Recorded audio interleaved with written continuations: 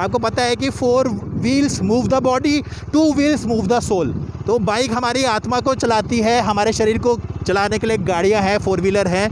तो engine vibration इस bike में किसी भी तरीके का अभी तक मेरे को फ़ील हुआ नहीं, ऐसा कोई भी वाइब्रेशन नहीं मेरे को लगा कि मेरी गाड़ी काँप रही हो। हाँ, वो अलग बात है क्योंकि जिन हाथियों से इसको कंपेयर किया है, अगर आप उन हाथियों को चलाओगे तो आपको वाइब्रेशन ज़रूर महसूस होगा, मगर इस गाड़ी में कोई भी वाइब्रेशन नहीं है, बहुत स्मूथ इंजन है इसका।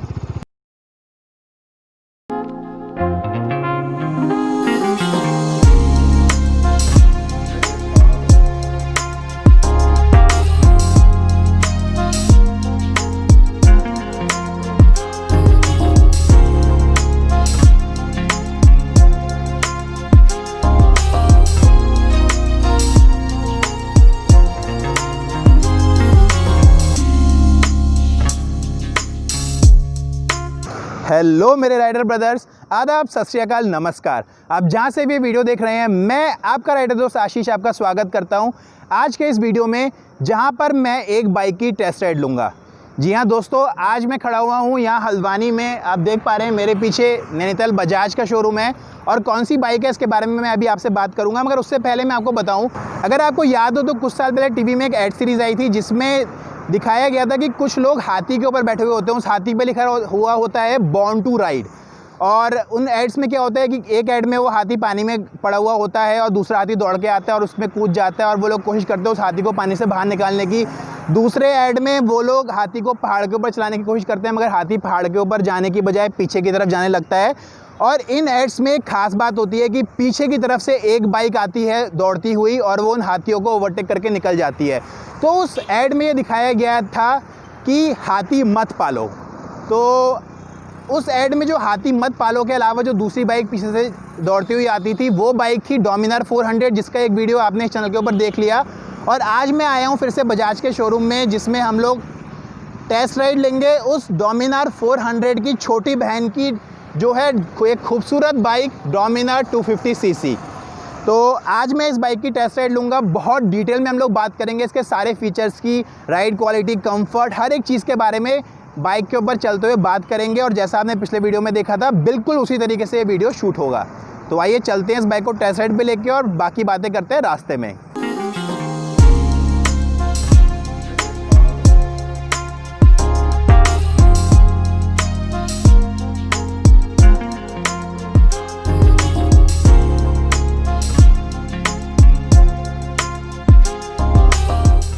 तो दोस्तों, ये है हमारी डोमिनार की 250 सीसी की मोटरसाइकिल, जो बिल्कुल अभी मार्केट में नई आई है। और हमारे शहर में आप जानते हैं गाड़ियाँ थोड़ी सी लेट आती हैं, तो इसका राइड रिव्यू थोड़ा सा लेट लाने के लिए मैं आपसे क्षमा मांगता हूँ।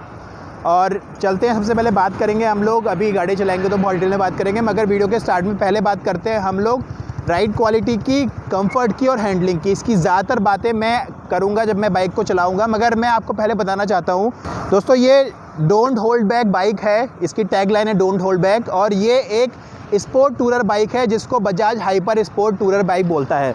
तो सबसे पहले मैं बात करूँगा इसकी सीटिंग पोजीशन की। तो जैसा कि आप देख पा रहे हैं, मैं इस वक्त थोड़ी सी अनइवन रोड पे खड़ा हुआ हूँ और मेरी हाइट है 5 फुट 8 इंच। तो उसके बाद मैंने जो शूज़ पहने हुए हैं वो शूज़ भी मेरे काफ़ी मोटी हील के हैं। उसके बाद भी मेरे पैर जो है बहुत ज़्यादा कंफर्टेबली नीचे नहीं पहुंच रहे हैं, तो आप ये चीज़ ध्यान रखिएगा। मगर इसमें आपको एक अच्छी चीज़ मिलती है कि इसका जो पीछे का सस्पेंशन है वो एडजस्टेबल है, तो आप इसकी सीट हाइट ऊपर नीचे कर सकते हो। तो हो सकता है इसकी सीट हाइट अभी ऊँची हो, मगर मेरे पैर बहुत ही कंफर्टेबली नीचे नहीं पहुँच पा रहे हैं। ये बात मैं आपको वीडियो के शुरू में बता देता हूँ। तो अगर आपकी हाइट 5 फुट 8 इंच है या इससे कम है, तो आपको इस गाड़ी की टेस्ट राइड लेनी चाहिए इसको परचेज़ करने से पहले। उसके बाद मैं बात करूँगा हैंडल बार पोजीशन की। तो अभी हम लोग गाड़ी चलाएंगे, बात करेंगे, मगर जैसा कि आप देख पा रहे हैं, अभी मैं बैठा हुआ हूँ इस पर, मेरे हाथ बिल्कुल अप्रोप्रिएटली आ रहे हैं। इसके ना ज़्यादा मुड़ रहे हैं, ना आगे को मुड़े हैं ना पीछे को मुड़े हैं, बिल्कुल स्ट्रेट है। तो इसका मतलब है हैंडल बार इसकी बिल्कुल अप्रोप्रिएट जगह पे लगी हुई है। तो दोस्तों, मैं कपड़े पहन के तैयार हो गया हूँ सेफ्टी के लिए, मैंने हेलमेट और मास्क लगा लिया है। अब हम लोग चलते हैं बाइक को लेकर राइड पे, और फिर बाकी बातें करेंगे हम लोग रास्ते में। आइए। तो दोस्तों, हम लोग बात कर रहे थे राइड क्वालिटी, हैंडलिंग और कंफर्ट की। तो अब चूंकि बाइक सड़क पर चल रही है तो इसके बारे में हम लोग बेहतर बात कर सकते हैं। तो अब आप देख पा रहे हैं मेरा जो फुट रेस्टिंग पोजीशन है, वो फुट रेस्टिंग पोजीशन इस बाइक स्पोर्ट टूरिंग के हिसाब से ज़्यादा एग्रेसिव नहीं है बिल्कुल। कंफर्टेबली मैं अपना पैर यहाँ पे रखा हुआ हूँ। इसका जो गियर शिफ्टर पैडल है वो गियर शिफ्टर पैडल हालांकि थोड़ा सा छोटा सा है, मगर मेरे को ऐसी कोई बहुत ज़्यादा दिक्कत नहीं हो रही है इसके गियर चेंज करने में। तो बात करें हैंडल बार की, तो जैसा आप देख पा रहे हैं इस वक्त मैंने हैंडल पकड़ रखा है और मेरे हाथ पूरे स्ट्रेच्ड हैं। तो मैं जब भी बाइक चलाता हूँ तो मेरे को इसी तरीके से बाइक चलाना पसंद है कि हैंडल पूरा स्ट्रेच, हाथ पूरा स्ट्रेच हो और हैंडल बार में कंफर्टेबली पकड़ पाऊँ। तो स्पोर्ट टूरिंग के हिसाब से इसकी हैंडल बार पोजीशन और लेग रेस्टिंग पोजीशन दोनों बहुत ही ज़्यादा एडिक्वेट है, परफेक्ट है। आपको किसी भी तरीके की इसको चलाने में दिक्कत नहीं आएगी, एटलीस्ट मुझे तो कोई भी दिक्कत नहीं इसमें फ़ील हो रही है। अगला है सीटिंग पोजीशन। तो जैसा मैंने आपको सीटिंग पोजीशन रेस्टिंग टाइम पे बताया था, तो सीटिंग पोजीशन इसकी एडिक्वेट है ही। अगर मैं बात करूँ इसकी सीट की क्वालिटी की, तो सीट की क्वालिटी भी इसकी काफ़ी गद्देदार है। मैं इस पर बैठा हुआ हूँ तो काफ़ी कंफर्टेबली मैं सीट पे बैठ पा रहा हूँ और नीचे से मुझे किसी भी तरीके का पेन नहीं हो रहा है या नीचे से सीट चुभ नहीं रही है। तो सीट काफ़ी कंफर्टेबल है। बजाज ने इसमें काफ़ी क्वालिटी फोम डाला हुआ है, तो अच्छी सीट है और इतने प्राइस की बाइक में आपको एक अच्छी सीट मिलनी भी चाहिए, तो उसके हिसाब से सीट क्वालिटी अच्छी है। लेते हैं अगला पॉइंट। तो दोस्तों जब हम लोग राइड क्वालिटी की बात करते हैं तो राइड क्वालिटी में जो अगली चीज़ आती है वो आती है इसके सस्पेंशन की क्वालिटी। तो मैं इस गाड़ी को थोड़ा सा रोड से नीचे उतार के दिखाता हूँ। सस्पेंशन के बारे में हम लोग तब बात करेंगे, तो आप रुक जाओ पीछे, मैं आगे निकालता हूँ। अब आप इस साइड आ जाओ।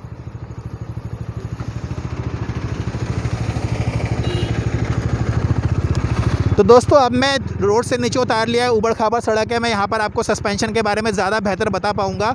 तो इसका सस्पेंशन जो है वो आगे आपको 37 mm का सस्पेंशन मिलेगा, 37 mm का अपसाइड डाउन फ्रंट फोर्क इसमें मिलते हैं। तो अपसाइड डाउन फ्रंट फोर्क मिलने से क्या होगा कि ये जो है सस्पेंशन बहुत ही अच्छी क्वालिटी के सस्पेंशन है। अपसाइड डाउन सस्पेंशन वैसे भी अपने एक्सट्रीम में आते हैं। आप देख पा रहे हैं जैसे बिल्कुल ऊबड़ खाबड़ सड़क पर चला रहा हूँ तो मुझे बहुत ज़्यादा झटके इसमें महसूस नहीं होने, तो सस्पेंशन की क्वालिटी अच्छी है। और दूसरा इसमें पीछे की तरफ आपको मिलता है मल्टी स्टेप सस्पेंशन, वो भी नाइट्रॉक्स फील्ड है, तो वो सस्पेंशन भी नाइट्रॉक्स फील्ड है, काफ़ी अच्छा सस्पेंशन। और पीछे देखिए सस्पेंशन भी बहुत ही ज़्यादा मोटा है। और इतनी देर हो गई मेरे को इस ऊबड़ खाबड़ सड़क पर चलाते हुए, मगर मेरे को किसी भी तरीके के झटके मेरे हैंडल बार तक और मेरे तक नहीं पहुँचे, इवन मेरे पैरों को भी ऐसे झटके नहीं महसूस हो रहे। तो सस्पेंशन क्वालिटी इसकी बहुत ही एडिक्वेट है, बहुत अच्छी लगी मेरे को इसकी सस्पेंशन। हालांकि अगर आप इसको डोमिनार 400 से कंपेयर करेंगे तो थोड़ा सा यहाँ पे आपको कमी मिलेगी। डोमिनार 400 में से थोड़े से बेटर सस्पेंशन आपको मिलते हैं, उनकी आगे की मोटाई ज़्यादा है, मगर उसके बाद भी डोमिनार 400 से कंपेयर क्या ही करना है इस गाड़ी को, क्योंकि इसकी कीमत डोमिनार 400 के कंपैरिजन में भी थोड़ी कम है। मैं कोशिश करूँगा कि बीच बीच में इसको डोमिनार 400 से भी कंपेयर करूँ, मगर डोमिनार 250 के हिसाब से इसके सस्पेंशन बहुत ही बढ़िया क्वालिटी के। तो अब गाड़ी हम लोग निकाल लेते हैं सड़क पे और हम लोग आए थे अपनी साइड पे। और अब हम लोग बात करते हैं, देखो जब हम लोग गाड़ी सड़क पे चलाते हैं ना, तो जो अगला पॉइंट इंपॉर्टेंट हो जाता है इसमें, वो अगला पॉइंट इंपॉर्टेंट होता है वो होता है इसका व्हील बेस का। तो इस गाड़ी में आपको मिलेगा 1453 मिलीमीटर का लंबा व्हील बेस। और अगर मैं आपसे बात करूं दोस्तों, इसको मैं कंपेयर करूं ड्यूक 250 से, जिसका इंजन इसने इनहेरिट किया हुआ है, तो ड्यूक के अंदर भी आपको इससे कम ही व्हील बेस मिलता है। उसमें आपको मिलता है 1357 मिलीमीटर का व्हील बेस, जो सरप्राइजिंगली इससे कम है। और अगर आप इसको अपाचे से भी कंपेयर करते हो, अपाचे की RR 310 आती है, वो हालांकि रेसिंग सेगमेंट की बाइक है, तो उसमें आपको 1365 मिलीमीटर का व्हील बेस मिलता है, वो भी इससे कम है। तो दोस्तों आपको इस गाड़ी को सड़क पर चलाने में बहुत ही ज़्यादा अच्छी स्टेबिलिटी मिलेगी। और मैं आपको बताऊं डोमिनार 400 में भी आपको सेम व्हील बेस ही मिलता है। राइड कंफर्ट की जब हम लोग बात करते हैं तो राइड कंफर्ट में एक और बड़ा महत्वपूर्ण पॉइंट आता है, वो आता है इंजन वाइब्रेशन का। तो इंजन वाइब्रेशन इस बाइक में किसी भी तरीके का अभी तक मेरे को फील हुआ नहीं, ऐसा कोई भी वाइब्रेशन नहीं मेरे को लगा कि मेरी गाड़ी काँप रही हो। हाँ, वो अलग बात है क्योंकि जिन हाथियों से इसको कंपेयर किया है, अगर आप उन हाथियों को चलाओगे तो आपको वाइब्रेशन ज़रूर महसूस होगा, मगर इस गाड़ी में कोई वाइब्रेशन नहीं है, बहुत स्मूथ इंजन है इसका। आगे चलते हैं हम लोग अगले पॉइंट की तरफ, वो आती है गाड़ी की strength and agility.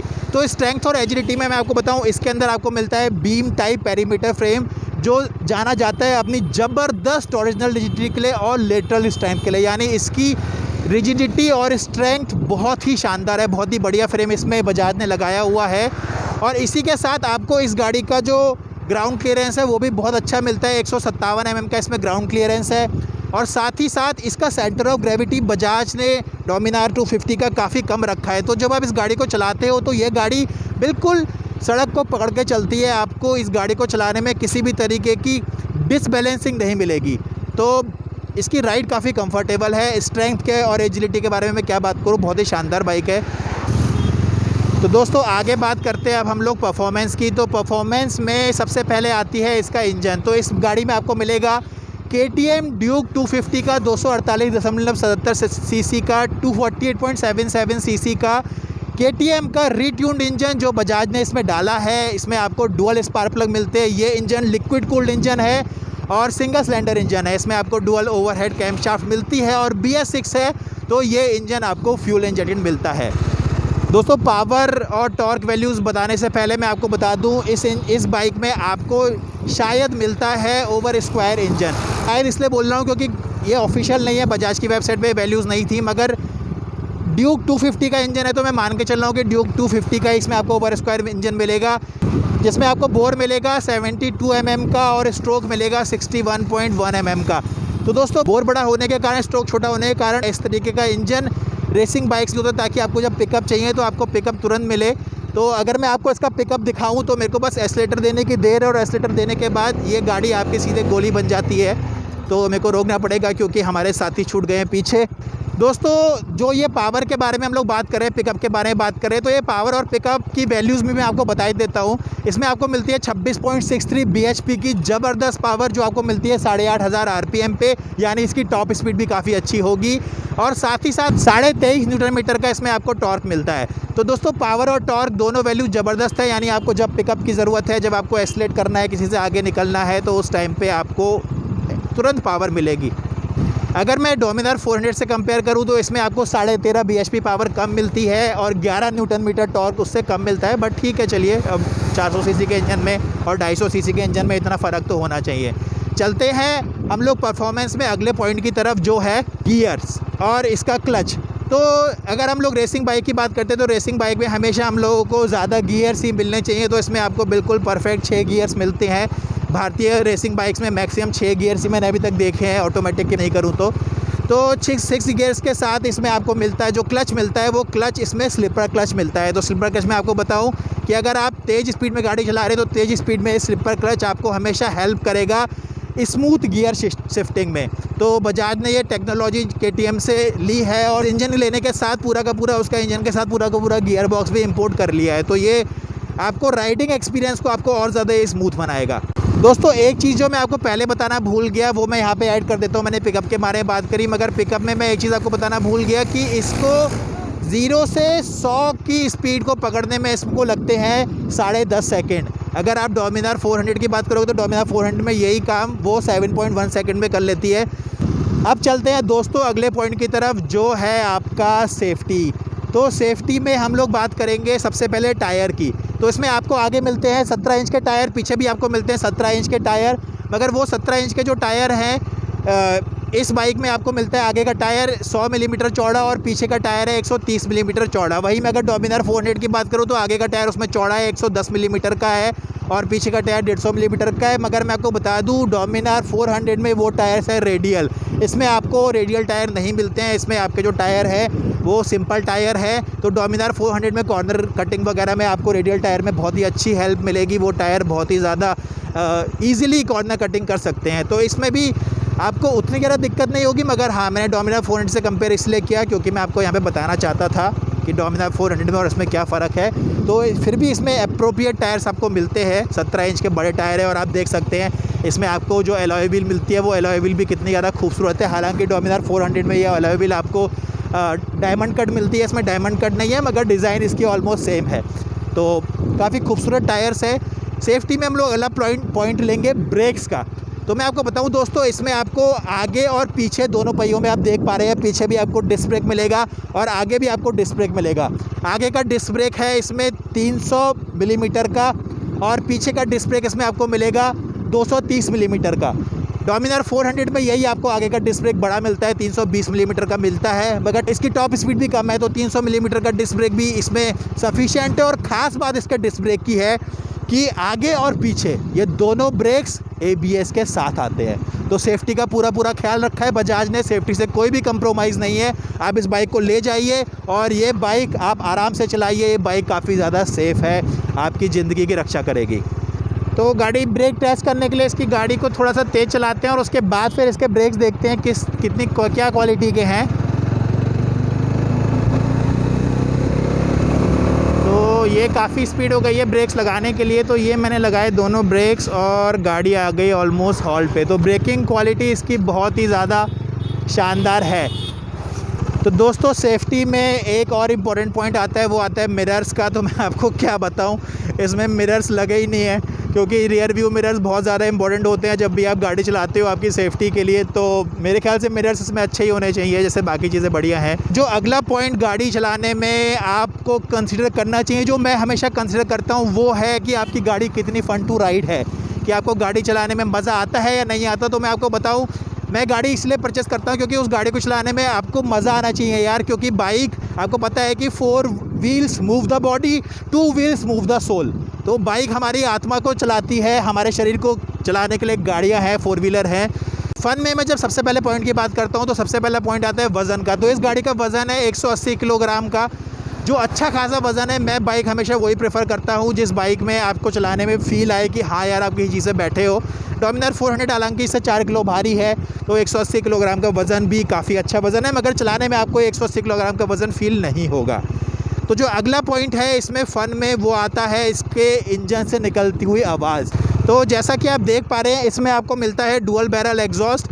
Dual barrel exhaust की डिज़ाइन कई कंपनीज़ यूज़ करती है, हालांकि मेरे हिसाब से डुअल बैरल एग्जॉस्ट का कोई बहुत ज़्यादा यूज़ है नहीं बाइक में, क्योंकि इसमें सिंगल सिलेंडर है। तो सिंगल सिलेंडर में से आप चाहे 2 बैरल लगाओ चाहे 4 बैरल लगाओ, एग्जॉस्ट पाइप एक ही निकलना है। जनरली ये डुअल बैरल वगैरह यूज़ होते हैं जो मल्टी सिलेंडर बाइक्स होती हैं, तो उसमें 2 एग्जॉस्ट यूज़ करने के लिए वो लोग 2 अलग अलग पाइप निकाल के 2 बैरल में दे देते हैं। मगर ठीक है, डुअल बैरल यूज़ किया है तो इसकी आवाज़ भी उसके हिसाब से थोड़ा आवाज़ की क्वालिटी में भी इन्हेंसमेंट हो गया है, तो आवाज़ अच्छी आ रही है इस बाइक से। और मैं ये बोलूँगा कि डोमिनार 400 के कंपेरेबल साउंड नहीं है, मगर फिर भी डोमिनार 250 है, तो आवाज़ अच्छी है इसकी, मोटी आवाज़ है, आपको मज़ा आएगा इस बाइक को चलाने में, आवाज़ सुनने में। फ़न में जो अगला पॉइंट आता है वो आता है इसके इंस्ट्रूमेंट पैनल का। तो वो दिखाने के लिए मैं कमल भाई को बोलूँगा कि कमल भाई आ जाओ अपनी जगह पे। तो कमल भाई आ चुके हैं अब। तो मैं सबसे पहले बात करूँगा अगले पॉइंट में, जो फ़न की मैं बात कर रहा था। तो फ़न में आप जैसा देख पा रहे हैं, इसमें आपको मिलती है जो इसका इंस्ट्रूमेंट पैनल है, वो इसमें स्प्लिट इंस्ट्रूमेंट पैनल है और इसमें आपको 2 पैनल मिलते हैं। क्योंकि फ़न में मैं इस पॉइंट को इसलिए कंसिडर करता हूँ क्योंकि क्या होता है, जब आप गाड़ी सड़क पर चलाते हो तो ज़्यादातर आपकी नज़र सड़क पे रहती है या फिर आपके गाड़ी के पैनल्स में रहती है। तो यहाँ पर आप देख पा रहे हो, ये इसका ऑडोमीटर है, ऊपर आप टाइम देख पा रहे हो और इसमें आपकी गाड़ी की स्पीड भी यही दिखाएगा, इंजन के RPM भी यही दिखाएगा। उसके साथ इसमें आपको एक इंस्ट्रूमेंट पैनल और मिलता है, वो है ये जो सेपरेट है, इसके टैंक के साथ इन लोगों ने इनकॉर्पोरेट कर रखा है। इसमें एक बजाज का लोगो है, high beam low beam light भी मिलती है, ABS मिलता है, 2-3 चीज़ें इसमें और मिलती हैं आपको। तो इसका इंस्ट्रूमेंट पैनल बजाज ने बहुत ही स्मार्टली डिज़ाइन किया है, यही आपको 400 में भी मिलता है। हालांकि उसमें 1-2 फीचर्स ज़्यादा हैं, गियर इंडिकेटर वगैरह भी मिलता है उसमें आपको, इसमें शायद वो नहीं है, मगर उस ओवरऑल ये इंस्ट्रूमेंट पैनल बहुत ही खूबसूरत है। तो बाइक चलाते समय फ़न में एक अगला पॉइंट और आता है, वो आता है इंजन से निकलने वाली हीट, क्योंकि वो आपके फ़न को ख़राब कर देती है। जैसे मेरे पास इस वक्त 1600 सीसी की बाइक चलाता हूँ मैं, हार्ले डेविडसन की, तो उसमें एयर कूल्ड इंजन है। उससे जो हीट आती है, वो हीट यहाँ 2 साइड में पैरों को बहुत ज़्यादा परेशान करती है। तो ये लिक्विड कूल्ड इंजन है, हालांकि इसमें थोड़ी सी गर्मी मेरे को महसूस हो रही है और इस वक्त वैसे भी गर्मी का समय है, मगर उतनी गर्मी नहीं हो रही कि जो आपको परेशान करेगी। तो हीट इसमें काफ़ी कम है, तो वो ऐसी हीट नहीं है कि आपको परेशान करेगी। मैं कमल भाई से पूछना चाहूँगा, कमल आपको पीछे तो हीट वगैरह में कोई दिक्कत नहीं हो रही पीछे बैठने में? नहीं सर, कोई नहीं।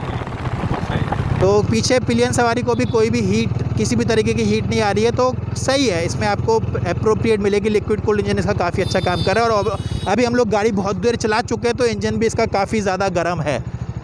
तो नीचे हाथ लगाने में मेरे को दिखाई दे रही है गर्मी, मगर उतना गर्म नहीं है, मैं हाथ लगा पा रहा हूँ। फ़न में अगला पॉइंट आता है, वो आता है फ्यूल टैंक कैपेसिटी का। तो फ्यूल टैंक कैपेसिटी इस बाइक में आपको डोमिनार 400 वाले ही मिलेगी। 13 लीटर फ्यूल भराइए और उसके बाद आराम से गाड़ी चलाइए, कोई टेंशन ना लीजिए गाड़ी चलाने में।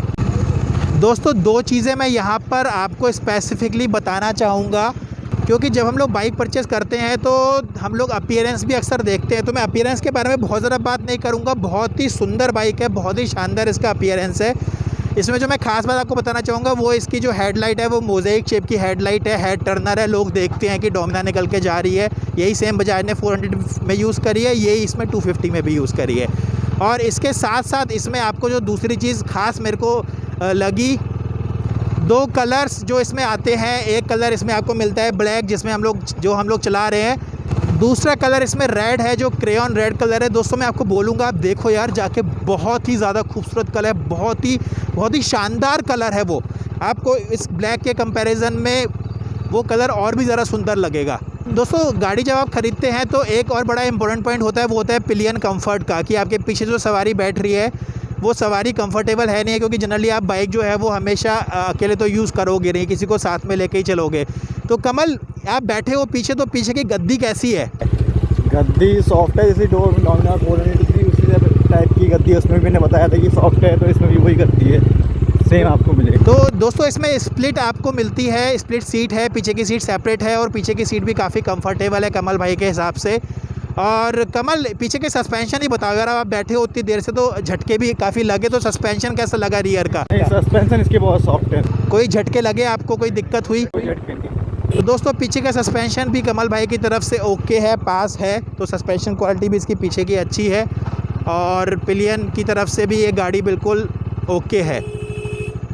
और एक पॉइंट दोस्तों मैं फ़न में बोलूँगा आपको हमेशा, कि जो मुझे बाकी गाड़ियों में हमेशा कमी लगती है, मगर बहुत सारी गाड़ियों ने मुझे उस चीज़ में बिल्कुल भी दिक्कत नहीं दी है, मेरे को बिल्कुल भी कमी नहीं लगी उन गाड़ियों में। इस गाड़ी में भी है, वो है इसका हॉर्न। तो इसके हॉर्न की आवाज़ जैसा आप सुन पा रहे हैं, बहुत ही ज़्यादा दमदार है, बहुत मोटी आवाज़ है, बहुत ही शानदार इसका हॉर्न है। दोस्तों लास्ट में अगर मैं माइलेज की बात ना करूं तो ये वीडियो पूरी नहीं होती है। तो जो इसका माइलेज की खबर है वो है 35 किलोमीटर पर लीटर की, और हालांकि डोमिनार 400 में आपको 27 किलोमीटर पर लीटर माइलेज मिलता है, तो उसके कंपैरिजन में इसमें आपको बहुत ही बढ़िया माइलेज मिल रहा है। तो 250 सीसी में अगर आप लेना चाहें तो आप इस बाइक को प्रेफर कर सकते हैं। तो दोस्तों लास्ट में हम लोगों को बात करना है इसके वर्डिक्ट की, तो उसके लिए मेरे को बाइक कहीं पर रोकनी पड़ेगी। मैं एक खाली सी जगह देखकर बाइक रोकता हूँ, वहाँ पर हम लोग वर्डिक्ट के बारे में बात करेंगे। तो दोस्तों ये थी लंबी टेस्ट राइड इस बाइक की, और अब लास्ट में बात करते हैं वर्डिक्ट की। पहले मैं ज़रा माइक ठीक जगह पे लगा लूँ। तो अगर आप मुझसे मेरा वर्डिक्ट पूछोगे तो मैं आपको बताऊं, बाइक चलाने के बाद मेरे को अच्छा लगा। हालांकि डोमिनार 400 में इसके कंपैरिजन में बहुत ज़्यादा पावर है, और चूंकि मैंने उन दोनों गाड़ियों की टेस्ट राइड ली है, तो वो गाड़ी मैं ज़्यादा रिकमेंड करूंगा अगर आप लोगों के पास बजट ज़्यादा है।